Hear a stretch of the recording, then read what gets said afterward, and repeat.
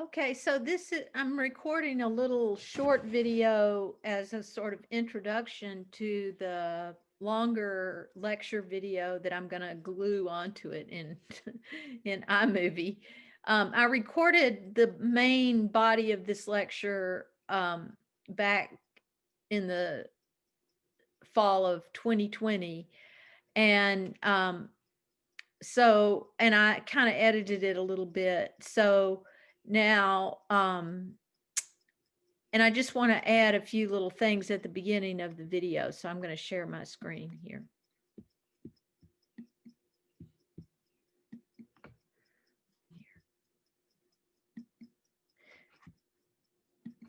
In the last lecture on chapter 3, I talked about the elements of art: line, shape, color, light, all those space, all those things. Those are like the alphabet of visual art that artists use to make art. It's kind of like the moving parts. But how do you put those things together? That is the question before us today, and that's what chapter 4 is about. The principles of design, or sometimes called composition. So how do artists put those elements together? And basically, there's 6 considerations, you could say. Well, your book calls them principles of design. So one principle is unity and variety. Then there's balance. Then there's emphasis and subordination. There's directional forces, repetition and rhythm, scale and proportion. You can read. So I really don't have to read this to you, but I'm just kind of orienting you to what's going to happen in this lecture. So the first few slides are going to be about this deciding between, when you're making something, between unity on the one hand and variety on the other hand, so that it's not too boring if it's too unified, or too crazy if it's too various, you could say. So that's what the first little part of this lecture is about. Then it goes into the question of balance, and then the other principles of composition here. So again, this kind of, if you know this stuff and you understand this stuff, it's helpful to you when you write your exhibition essay, because when you go to a museum or gallery and you look at the work there, you can sort of take these things into consideration and sort of reverse engineer, in a way, what the artist was trying to do, and write about that in your paper. Okay, so on to the main part of the lecture.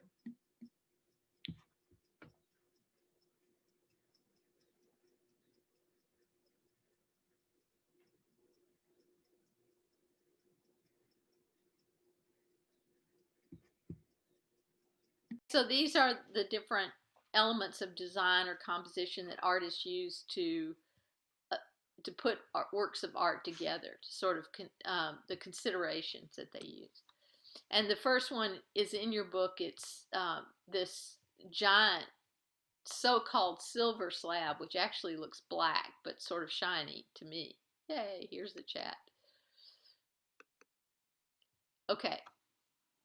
Um, and I think it's in the book because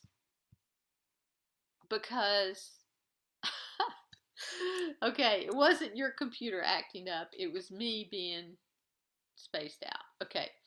So, what I meant to say is that this is an example of minimalism, uh,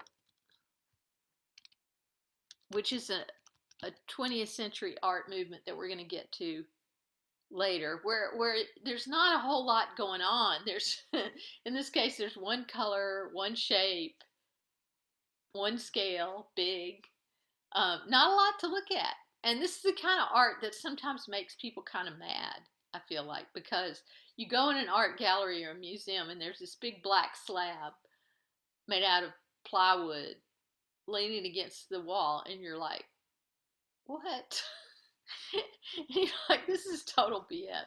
Okay, but it's in the book because um, it's so unified that it's kind of boring. Here's Cody. Okay, so let's look at an example of something that's kind of at the opposite end of the scale. So the opposite of unity is variety. Okay, so now we're looking at Rauschenberg's object that he called Gift for Apollo, which is kind of a jokey title. So Rauschenberg was an artist in the late 50s and early 60s, and really until he died pretty recently. So he had a long working life. But in the 50s and early 60s, his thing was to sort of roam around in New York City where he lived and find things on the street and put them together to make something else. And that's a type of art called assemblage. Okay, so, and you probably know somebody who does this, who sort of collects junk and puts things together like this. So, if you, clearly there's a lot more going on here than with John McCracken's thing. Let's see if we can go back to John McCracken. See, okay, here's John McCracken. Lots of unity. Now this has lots of variety, right? It's a whole bunch of stuff. Basically what it is, it's a door that he found, and he chopped the door off a little above the door handle and mounted it upside down. There's a chalkboard. Well, it tells you all the things here that are on it. Oil, pant fragments, somebody's pants, I guess. A necktie, we see that. Wood, fabric, newspaper, printed reproductions on wood, metal bucket, metal chain, doorknob, L brackets. These are these things, I think. Metal washer. Can't really see that. Oh, right there, maybe. Nails and rubber wheels with metal spokes. Okay, so he assembles all these things and he calls it Gift for Apollo. Okay, so to sort of understand the joke in the title, we have to look at another thing. Okay, this is the actual art history gift for Apollo. So this is a little Rauschenberg art history joke. So the real gift for Apollo, I don't know if you remember in the first lecture, or no, second lecture, I showed you a slide of this guy, the charioteer of Delphi over here, the bronze sculpture of an ideal male youth. It was originally part of a much larger sculpture that involved all of these things, these horses, this extra horse, this groom, this chariot, and it was an actual gift to Apollo by a wealthy Greek man whose charioteer won this race, and it was expected that if your charioteer won the race on the island of Delphi, that you should give a sculpture to the god Apollo. So Rauschenberg is kind of making, a joke about that. So you can see that the bucket sort of corresponds to a horse, maybe. The thing on wheels here is sort of a chariot. And maybe the necktie sort of refers to a person, like a charioteer. I don't know. So the question for you as a critic or a writer about art would be, do you think there's too much variety here? Does it kind of cause the competition to fall apart? And if not, what is holding it together? Like, is there just too much stuff and none of it kind of matches? So in discussions about this in the past, in previous lectures in person, people have pointed out that there is some unity here. The palette, that is the colors that are used, are sort of gray and brown and black and so on, and go let in.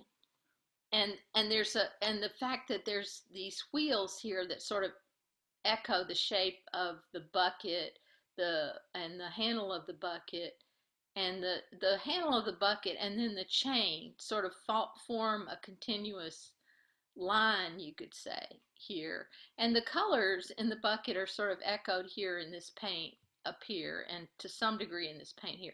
The green tie really stands out as something that doesn't really match anything else, but it does match the green bronze of the original Gift for Apollo. So maybe we can forgive that little anomaly. Okay, so now in a minute, so just keep this in mind. And now we're gonna look at something that really takes this idea of variety as opposed to unity about as far as it can go without making the whole thing fall apart. Okay. All right, so this is by contemporary sculptor Jessica Stockholder, who teaches sculpture at Yale. So she's a prominent artist, even though what we're looking at just looks like a pile of stuff that she just pulled out of her closet. Okay, bye, Sydney. So when I saw a Jessica Stockholder show when I lived in Houston, I went into a museum on the University of Houston campus, and I saw a bunch of these sculptures by Jessica Stockholder, and I thought, this is the worst art I've ever seen in my life. And it made me kind of mad because it was so messy and it didn't seem to hang together or have any meaning at all. And I just left and I went home and kind of ranted about it for a while. And then, but I went back the next day because this was a free museum and I could go in there every day if I wanted to.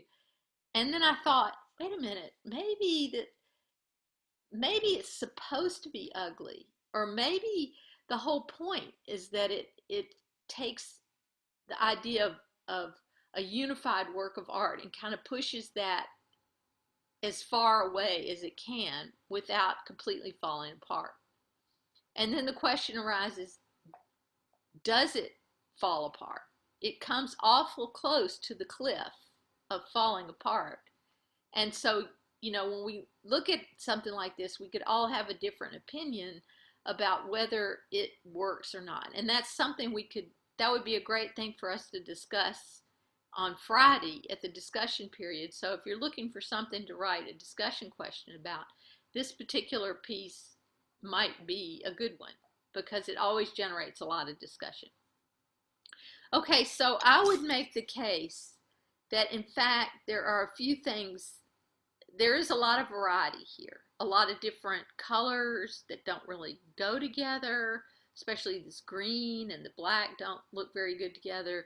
There's a lot of different materials. There's these sort of Nerf bullets or something glued to a gift bag. There's a frame. Is that a joke? A reference to art that gets framed? There's a little tangle of cords laying on the ground here. There's a rope over here. Somebody asked if this was part of it, and I don't think that. I think that's an HVAC vent in the gallery. It's probably not part of the art. And then there's this sort of plywood, or not plywood, but like a cutting board or butcher block piece of wood lying on the floor with a blue circle, and somehow that circle is attached to a tangle of colored plastic wire that's attached to this thing. Now let's just go back a minute. Okay, we have this, and then we have this. Now another question is this a reference to Rauschenberg's work? In other words, she didn't title it Another Gift for Apollo. But she almost could have, because it does seem to make a direct reference to this work from 40 years earlier by Rauschenberg. And similarly, it's an assemblage made out of, you could say, junk. So your question, if you were writing about this, let's say you went to an art exhibit and you saw something like this, your question would be, does this work as a work of art, or is there so much variety in color, materials, etc., that it doesn't work? And getting back to the Rauschenberg reference, I would say that there may be a reference to the bucket here in this blue circle, and to the chain here, and the fact that it's sort of a round thing pulling an upright thing is very similar to Rauschenberg's thing. But of course, it's even he sort of had a unified palette, and this doesn't.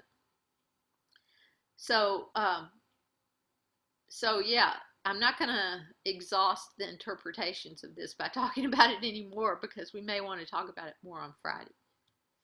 Okay, so another way that artists kind of make a work of art hang together is with what your book calls patterns, or which basically means just repeating a shape. So in this painting, the book points out, there are a lot of squares on the floor, tiles, which probably means the painter is using 1 point linear perspective, right?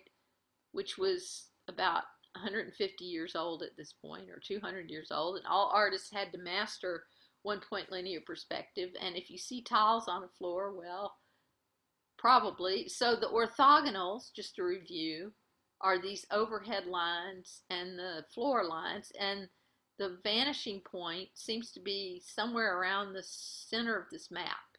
In other words, you don't have to be able to see the horizon line in a painting to find the vanishing point. The horizon is out the window. We can't see it. It's outside somewhere. But we know that if this wall were not there, the horizon would be here and the vanishing point would be where the orthogonals converge, which is just about there. Okay, so the repetition of the squares on the floor, a painting here, a map here, the panes of glass here, and then these shutters that have been folded up to let light in, and the rectangular shape in the ceiling or in the fireplace mantle and so on. Those sort of hold this together. There's a repetition of square shapes. Within this environment, rectilinear environment, you have these organic shapes of humans. I mean, humans are not rectilinear. We're not geometric shapes. We're sort of soft and round organic shapes. So I think there's a certain poignancy to that, the sort of organic shapes of the human versus the rectilinear shape of their interior. So this sort of shows you all the square shapes. Okay, so now we're going to talk about symmetry, and we're going to talk about balance. And so balance I'm typing in the chat now. Balance can be symmetrical or asymmetrical. Okay, so this is a drawing of the White House. This is the original design for the White House before it was built. And as you can see, symmetry means if you draw a line through the middle of something, it'll be the two sides will match perfectly.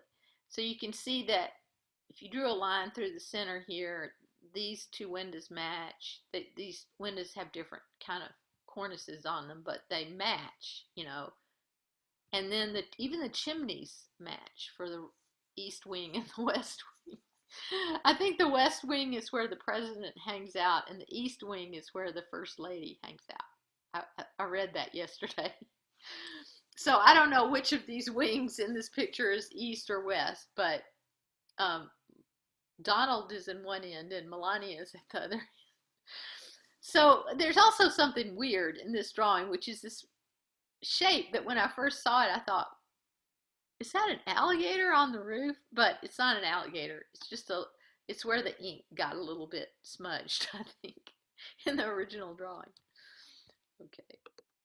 All right. So here's the actual White House once it was built, So you can see that, yes, it's very symmetrical. There's a flagpole right in the center. There's a fountain right in the center.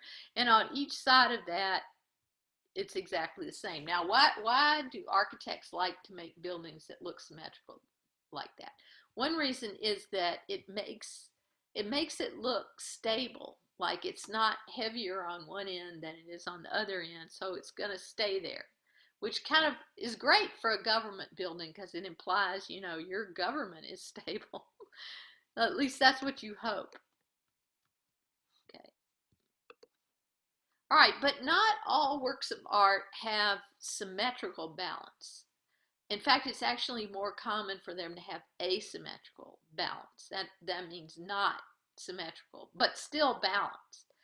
Okay, so the trick with asymmetrical balance is analyzing how it works. Okay, so there are a couple of principles, especially in painting, that help to analyze this. One, well, first let's just talk about what this painting is and what it's about. So it's by one of the earliest Renaissance female painters, of which there are not many, but Lavinia Fontana is one. And she is taking on a famous Bible story that's in the world of art is called Noli Me Tangere, which I sometimes translate as "Don't touch my tangerine," but actually it means just don't touch me. Okay, so here's what the story is. So this is the 3 days after Jesus was buried in this tomb back here. So it's kind of like a comic book in the sense that first, this is the first frame. That is Mary Magdalene in the orange dress comes to the garden with the tomb, and there's an angel there who says, "Oh, the body is not here anymore. Jesus is not here anymore." And she kind of freaks out because she thinks it's been robbed or something. And she walks around the garden and she sees a gardener and she says, "Oh, do you know what happened to the body of Jesus?" And it turned out that the gardener is Jesus. Okay, sort of disguised as the gardener. I don't know why. And he says, "Don't touch me because I'm not really a real person. I'm kind of between the worlds," as we would say. So this thing she's holding is a little lantern or candle or something, and you can see that he's holding a shovel and he's got a hat on like a gardener. Okay, so now that we've got that story out of the way, let's talk about how Fontana kind of makes this a balanced painting. So first of all, this big red or orange shape here, which is also pretty complex given all the folds in her cloth, carries a lot of weight because it's a warm color. Warm colors carry a lot of weight, and it's a complex and large shape. So if it were just there by itself and there were sort of nothing over here, it would not look balanced. So she creates the figure of Jesus here as a larger figure, even though he's not orange, so his clothes don't carry as much weight. Because he's bigger, it can balance the weight of this orange color.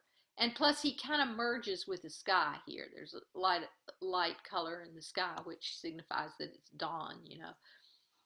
So the fact that this, you could see this as kind of one shape here that balances this shape. But just in case this shape has now become have too much weight, not literal weight, but sort of visual weight, she places two complex figures, smaller figures, close to the edge of the frame here. So if something's close to the edge of a frame, that gives it more weight than if it's just in the middle somewhere. So there's a lot of sort of complicated checks and balances here that sort of create an overall balanced painting. Okay, so the same topic was taken up by, let's see how, okay, was taken up by another painter, Titian. And Titian, again, tells the same story of, but it doesn't look as much like an enclosed garden. And Jesus is just wearing a kind of sheet here. So the figure of, but he has a tool, a gardening tool, a sickle or a scythe. So Jesus is a fairly large standing figure here, and his figure kind of merges with the tree here to create one big shape here. So Titian's task is to somehow balance this big shape, overall shape here. And how does he do it? He creates, okay, this is a smaller shape here of Mary Magdalene, but again, he uses red. And once you use red, you've given a lot of weight to that shape. A red shape carries a lot of weight. And it's also a complex shape. There's a lot of folds, again, in her cloth. But just to make sure, He also balances the tree that's sort of leaning this way with the path that's going up here to this town. And then, it's almost like an afterthought, he goes, oh, wait a minute, there's kind of an empty space here. Okay, well, there's this leafy stuff up here, so I'll just put a bush down here. So, I don't think a lot of these choices are conscious. Like, I think a lot of it's intuitive, and artists just kind of do what seems intuitively right. Maybe it's not a math problem or anything. Okay, so now here's another example of an artist trying to sort of push things about as far as they can go without it crashing to the ground. And in this case, Degas in the 19th century, late 19th century, it's almost like he's asking himself, can I make a really asymmetrical painting that crowds everything just about into one side of the picture and yet have it be balanced? That's the problem he sets by for himself.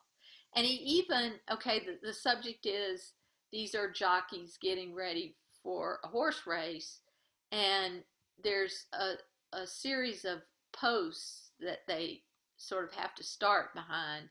And one of the posts happens to be between you, the viewer, and the horses.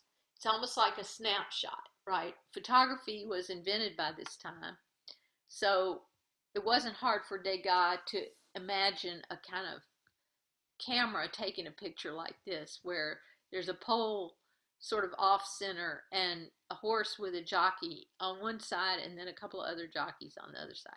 So again, the question is, did he pull this off? Is this balanced? I mean, it's clearly asymmetrical if it is going to be balanced, but he's crowded an awful lot of stuff, visual sort of interest and action, into this part of the painting. And it makes you wonder if this part, which seems sort of empty, at least down here and up here, can make up for that. And so this is how he tries to balance it. For one thing, he puts two small horses on this side. There's a big horse over here, but two smaller horses over here. And there's actually some warm colors. There's a red hat, pink jacket, a sort of warm color in the sky. So those carry a lot of weight. This is a cooler sky over here, so it carries less weight.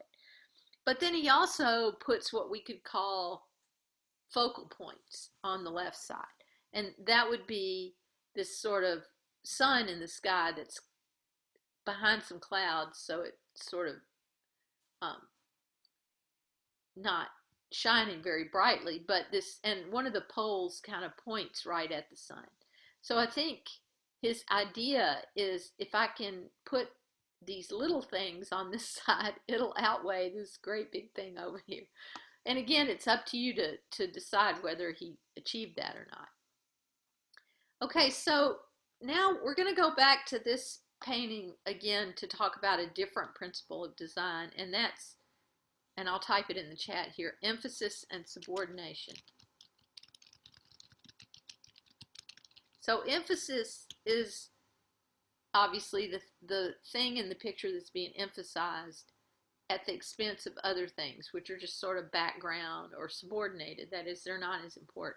So Titian, didn't pull any punches here, really. He very clearly emphasized the figures, the people in this painting. They're lit almost like with a light box in photography, so that the background kind of fades into the background, and that the story is about these two figures, and that the background is just there as a sort of supporting actor almost, because the colors and the lighting is such that you can tell this is where you're supposed to be mainly paying attention. Oops. Okay, and let's go back to this one for a minute to talk about another principle of design, which is directional forces. So I'll type that over here too. Okay, so your book helpfully created this little graphic that, or maybe this was just in the slides that I got. But anyway, um, the gaze of a human figure or an animal in a picture creates a directional force. In other words, the fact that this jockey is looking kind of in this direction, as is his horse, that creates a kind of line. But the the other it all this line also connects points. Like it connects his hat to this hat and this hat and then to the horizon line. And then there's another pole. If we went back to the painting, you could see it, but there's another pole here, and that pole draws your eye up to this other focal point, the sun. And but then there's also a sort of implied line that goes from this point to down to here, allegedly. I don't know how you know that, but that's what this slide is implying.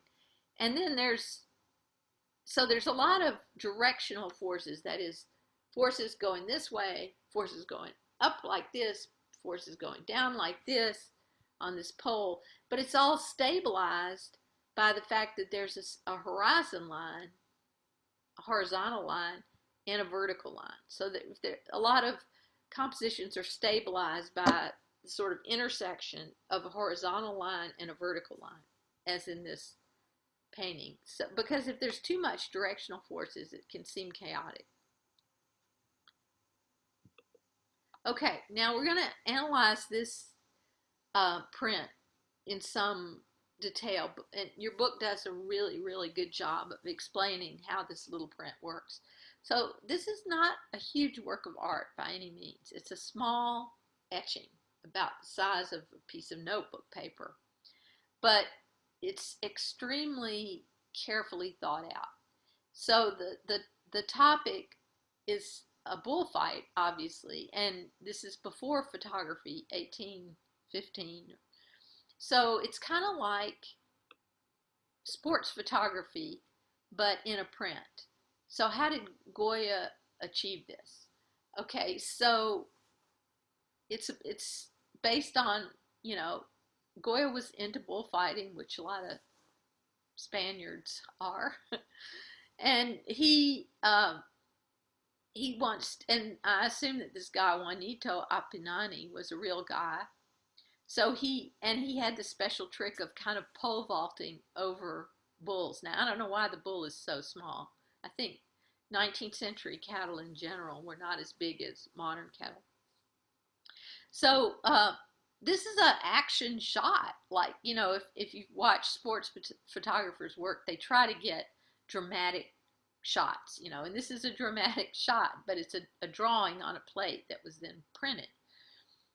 So there's a lot of movement, as there is in sports generally. All right, so the bullfighter seems to be vaulting from this side of the bull where he placed his pole to the other side of the bull, and he's going to land, on the other side of the bull on his feet. But his body seems to be kind of going this direction, and the bull is certainly running in that direction, or is fixing to go in that direction. His feet are sort of firmly planted, but his horns are headed that way, right? So there's a lot of movement to your right when you're looking at this. And so somehow Goya that's an important directional force. I'm going to write, I wrote that already. So somehow all this movement to the right has to be balanced by some sort of movement to the left, or some sort of stability. So first of all, Goya stabilizes the whole composition with, as I said before, horizontal lines like this and vertical lines. All right, so the horizontal line is the edge of the seating here in the stadium or bullfight ring, and then the vertical stabilizer is this pole that is miraculously exactly vertical. And not only that, but the bullfighter's hands are intersecting this line and this line, almost like, Goya was using craft paper or something to plot the points in an algebra problem. So that stabilizes things a lot. But there's other things going on. So let's go to the next slide. All right, so there's this strong diagonal line going to the right that's somewhat stabilized by the verticality of the uh, pole. But and then there's this other line allegedly that sort of traces the bull's feet, that creates a sort of triangle involving the bull's feet and the pole. So let's see if that's true. Okay, that I think that there's some validity to that. And all of that, but all the whole assemblage here of the bullfighter and the bull can be seen to create a triangle. A triangle is a very stabilizing shape in visual art. If you think back to the Titian painting and the Fontana painting, those also involved triangles where the figure of Jesus was one side of the triangle and the figure of Mary formed the other two sides. So the same thing here. So this side is kind of implied by the sight line of the bullfighter, but the triangle helps to stabilize the composition. But Goya also creates some movement to the left just with shadows. So he imagines the light coming from this side, casting the bull's shadow this way, and he imagines, let's go back to the actual print. He imagines that it's a hot, sunny day, maybe early afternoon, and that there are people gathered under kind of, these bullfighting rings had canopies over them, sort of shade cloths, you could say, around that, so that you could spectators could sit in the shade while they were watching the bullfight. And some people have brought umbrellas to create additional shade. So the crowd of people sort of clustered into this corner of the print in this sort of shadow area that nonetheless has some white highlights, kind of creates a weight on the upper left corner that balances this movement to the right. So let's go back to the diagram, see if you can see that. There's still a lot of space over here. This looks kind of empty, but because the bullfighter is headed into that space, it's a good thing. Okay, so again, you don't have to take this as gospel. You can read about it in your text or go over the lecture notes again in the PDF or in this video and decide for yourself. Does it work? Or is it too unbalanced? Okay, so now we're going to talk about something that I use a lot in fiber art, rhythm and repetition. And we sort of, did I spell that right? We sort yeah, okay. We sort of talked about that when we were talking about that painting with all the square shapes and everything. So one way that artists unify a work of art is by repeating the same shape, mass, or just the same object over and over, which is kind of what Donald Judd has done here. So this work as a whole is called 15 Untitled Works in Concrete. Each concrete box is part of a group of concrete boxes, and there's 15 groupings of these boxes. And I'll show you a slab. I'll show you a shot in a minute that sort of shows that. But the boxes are all the same dimensions. They're all 2.5 meters by 2.5 meters by 5 meters. So they're all metric. And then the thickness of the concrete slab itself is 25 centimeters. So about like that. And he had these fabricated on site in Marfa, Texas, where they've been on exhibit there for the past 35 years at the Chinati Foundation. Now the Chinati Foundation. It was originally an army base an old deserted army base that Donald Judd bought to house his work. And this is really the first work that he created for this space. Okay, so here's, I think, sort of an aerial view before there were drones. I think this photograph must have been made by a person in an airplane. But you can see that he created different arrangements of these boxes. Sometimes there's 3 boxes, sometimes there's 6 boxes, sometimes just 2, but they're all, no two, these 15 different arrangements of the boxes, no 2 arrangements are alike.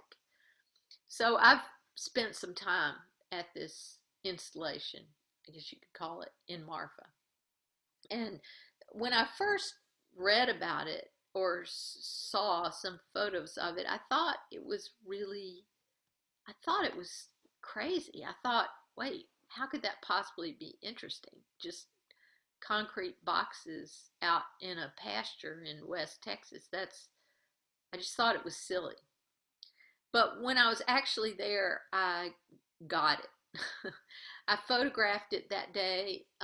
These are not my photographs, but and while photographing, I really started to understand it, and the the meaning of it, I think, lies in the environment that it's in. It's this high desert in West Texas where there's only like 15 inches of rain a year, and the grass is kind of sparse and it's kind of brownish most of the time, and there's some pronghorns that live there, but it's a big empty space, and the sky is huge, seems huge because it's relatively flat there, and it's hot a lot of the time. So even in the fall when you're there, there's a desire to sort of get inside these boxes, to get in the shade, and you can do that. They're outside, no one tells you not to touch them. So and they feel like shelter. They feel like a place you could almost live in them. Like you could camp out there. You could build a little fire inside the one of these boxes, and not only that, they're not only shelters, they're frames. So some of them have 5 sides and only one side is open, but some have 4 sides so you can see straight through them. And I think the way they frame the landscape is part of the pleasure of viewing them. That is, as you move around, they frame other boxes and other things in the landscape, even animals that wander by. And so they're great fun to photograph and to just hang out at. And of course, during the different seasons, the way they look changes as well. This is wintertime when the trees are bare and the grass is dead, and it's a different kind of feeling. And just the repetition of this one object, as Donald Judd would call it, a specific object. That was his idea for these. Donald Judd kind of rejected everything about Renaissance painting, you could say. Like if you think back to the Lavinia Fontana painting, Noli Me Tangere, and what I was saying about colors and shapes and complexity and balance, he would say, you don't need all that. You just need one shape, one material, one specific object. That's what he called them. And you repeat that over and over in different ways, and that has much more power than the illusion of 3-dimensional space, because it's actual 3 dimensions. That was what he liked about sculpture. Okay. So here's another aerial view, and you can see 1, 2, 3, 4, 5, 6, 7, 8, 9, 10, 11, 12. So there's 15 arrangements, and then the cute little town of Marfa in the background, and the Chinati Mountains even further in the background. But basically they're just out in this field, Um, it's really it's different. Okay, so I'm going to show you now a drawing. Donald Judd made a lot of drawings. For these are the sort of preparatory drawings. It looks like for number 7. Well, I don't know what number 8 is. For 9, 10, 11, and maybe 12, or maybe, and then there's just kind of line drawing here to here. Maybe this ended up being like that. But he would work out these arrangements for the boxes on, you know, uh, a yellow pad, not even a sketchbook, but just a yellow pad, before he hired the engineers and concrete experts to come build them on site. Okay, here's another sort of example of the use of repetition and rhythm. And this is one that was in your book. I don't know if they've taken it out or not, but this is one of those Japanese screens that in old-fashioned Japanese houses are used to divide rooms. And the artist, so the screens are hinged, so there's 6 panels on this screen, usually made of rice paper. So it's ink, color, gold leaf, and silver leaf on rice paper. And the paper is mounted on wooden frames. They're fragile and beautiful. Okay, so this screen shows cranes, that is, wading birds. Maybe you've seen a blue heron or something around here because we've got them. Or you've heard those cranes that fly overhead when they're migrating. And the artist has arranged them sort of like Donald Judd's boxes in different groupings that vary slightly, but it's the same shape and the same bird, same mass.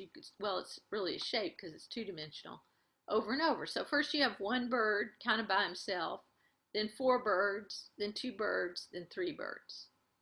And some of the birds, the way he varies it, there's unity in that the same shape is repeated over and over, but there's also variety in the sense that some of the birds have their mouths open. This bird and this bird seem to be going, ah! Their tongues are visible. This bird's just kind of looking down, and this bird's really looking down. And then some of them have their left leg forward, and some have their right leg forward. But it's almost musical to me. Like, it looks like if it were a drum score, for example, a musical score for a drummer, it would look like that. I wasn't doing that. It's okay.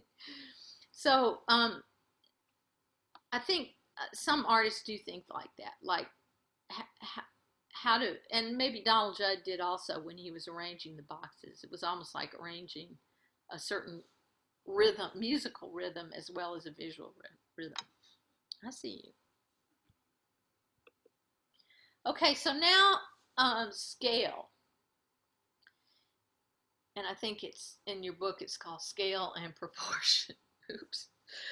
Okay, so again, this is one of those 20th century works of art that is at first maybe a little bit puzzling.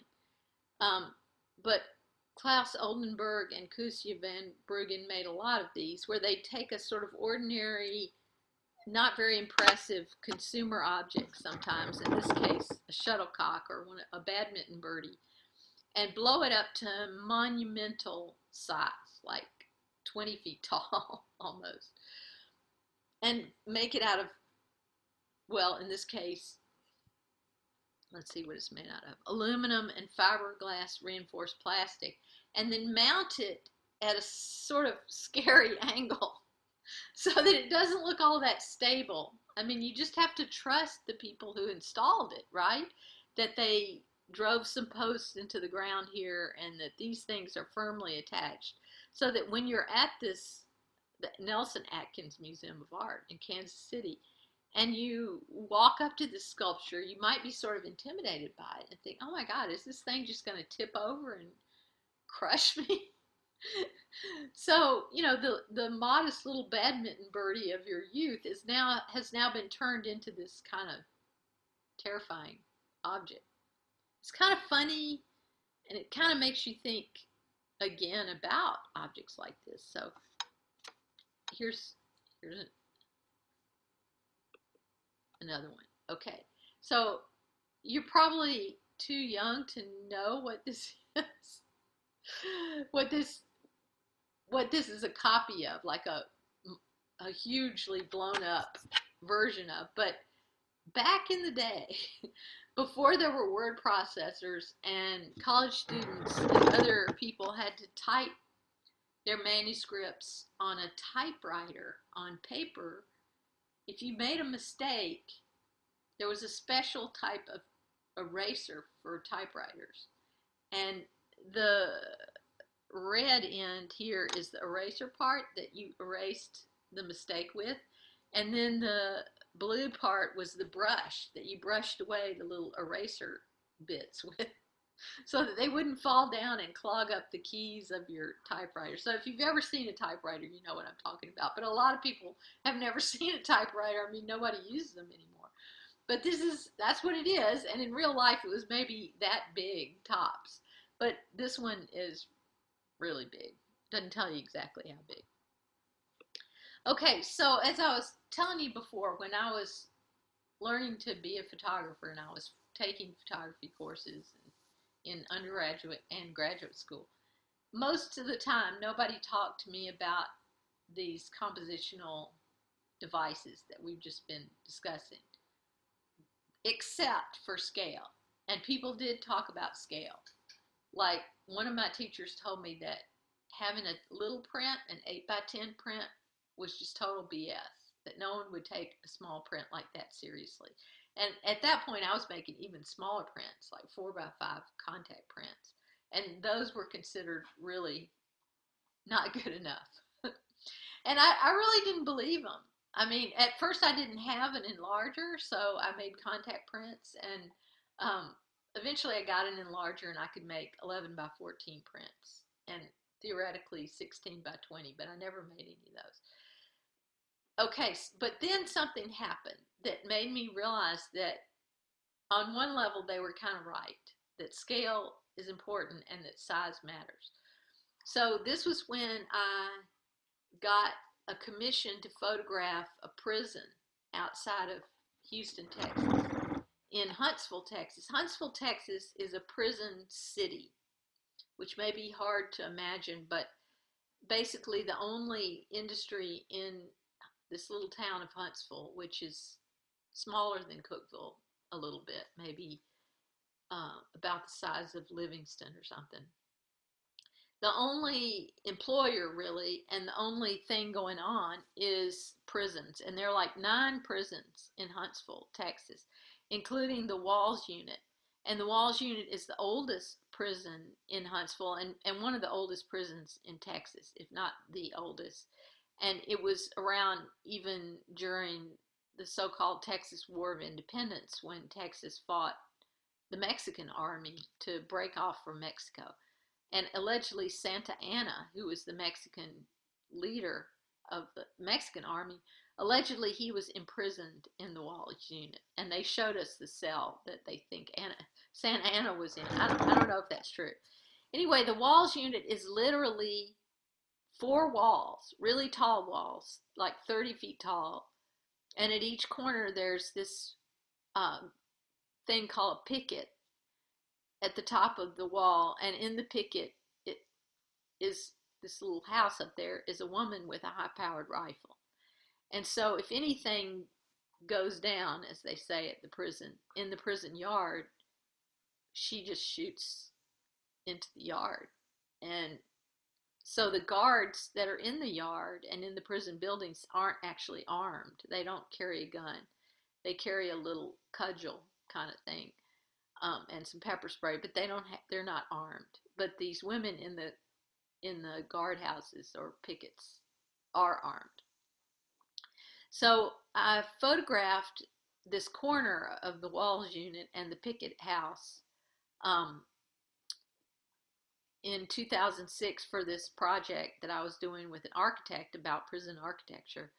And I printed them originally at 11 by 14, so like this wide and this tall maybe. And you know, they I thought they were good prints. I didn't like the subject matter very much. It was pretty depressing, but I was getting paid to do it, so I did it. And then the architect said, "Hey, wait a minute. What if we had your negatives scanned and we had them printed out like really big, like 4 feet by 5 feet, and then we had an exhibit where all these giant pictures of the prison were exhibited?" And I said, "Okay." So he got a grant for, I don't know, several $100s, and we did that. I scanned the negatives and sent the scans to a print place that had one of those really wide digital printers, and they printed them out digitally. I was doing traditional darkroom printing, and the print quality wasn't as good, but printing them at that scale was really a revelation to me, that it really does matter. It really does affect the way people see your photographs. And they were all in a room at the University of Houston together. And it was kind of overwhelming. It was really upsetting, I think, to people to be in a room with all these prints, including a photograph of the death chamber where people are executed. And it was going on a lot in Texas in 2006. They executed somebody on average about every 2 weeks. And when I photographed the execution room and the gurney in there, they had executed somebody the night before we were in there. So it was something that the number of executions in Texas was second only to Florida at that point. Florida executed more people than any other state. And so it was a kind of political issue at the time. I don't really know what it's like now. But, um, you know, again, being in that room with these gigantic photographs of prisons was really, it taught me something about scale, which is that looking at a really big photograph is just different from looking at a small photograph in a frame like these behind me. You know, um, whether it's better or worse depends on the subject matter, I think. Okay, so one more slide here, or two more. Okay, so one thing I thought would be interesting to do is just, if this were an in-person class, we would just talk about this abstract painting and about whether its composition works, whether its design works in terms of all the things we've talked about: unity and variety, emphasis and subordination, um, balance and symmetry, asymmetry, scale. Well, it's big. The slide is supposed to show you how big. It's on the wall back here, but all of her paintings are big. They're about as tall as she is. Okay, so since there's only a few people here, we can postpone this discussion until Friday, and maybe you can come up with an idea or a question about this painting. Now, the title is French. It says Le Puits Noir, and it's an allusion to a 19th century French painting by Courbet called Le Puits Noir, which was the dark ravine. So she's making a reference to a landscape painting by Courbet, which was not abstract. I mean, does this look like a landscape? I don't know. But she's referring to that in the title. So maybe you can think of a question or comment about this painting to discuss with other students on Friday. Or if you can't come to that discussion, you can just write a great discussion question about it for us to discuss. Or some of these other things that we looked at today. Or on Monday. So the idea is to write a discussion question about either the chapter 3 lecture or the chapter 4 lecture, and then we'll talk about it on Friday. Okay, so does anybody else have a question? You can unmute yourself or type it in the chat. Nope. Okay, Kritisha, Brittany, Trinity, and one other person who's here, but I can't see their name. So, yeah, and apologies for the snafu at the beginning of the lecture. Okay, so if that's, let me stop share.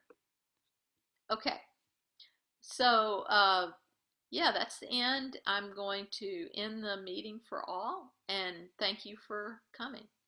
Bye.